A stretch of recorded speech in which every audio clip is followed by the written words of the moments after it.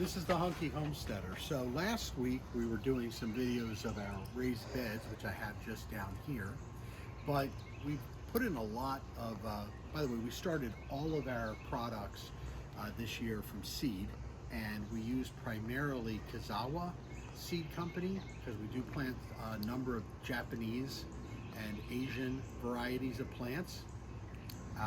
My son speaks Japanese, so that does help out. And then Seed Savers is another company that we go to for all of our heirloom seed products.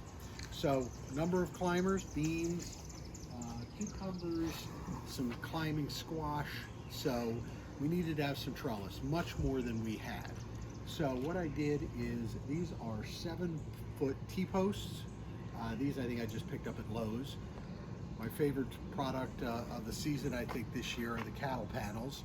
So we just used the full 16-foot cattle panel, 50 inches tall, which is perfect because we're growing these in buckets.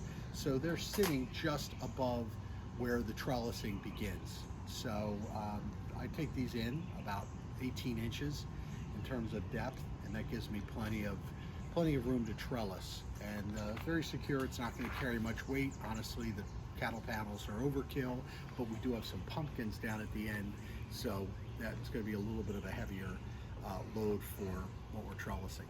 So what we did use is just these standard T-post clips. You can pick them up at Tractor Supply. And I did pick up a tool. This is the clip bender, something I just picked up off of Amazon, but it's got a great little tool for bending these things. And quite frankly, we know that the T-post clips are really designed for barbed wire, so a thinner wire. This cattle panel wire, much heavier gauge. It's also not very flexible. So bending the T-post clips around the cattle panel is a little bit tough.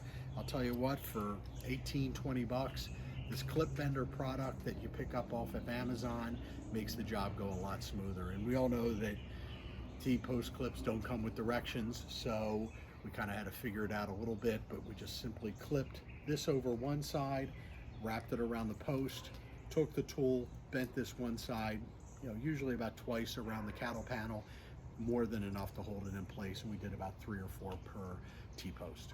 So we've got our trellises ready to go. We've got our buckets in place all the way down. We are going to put a 4th one of those raised beds in here because we got some more tomatoes we want to get going for the season. So, and in front of me are the various bush that we've got in place, all in buckets. So I'll be putting in a drip irrigation system, make our lives a little bit easier in terms of watering everything. And we'll check in as the season goes on, but we'll do a video on the drip irrigation as well as the buckets, just kind of give you how we set the buckets up, getting them ready for the season. So thanks for joining us today and enjoy the video.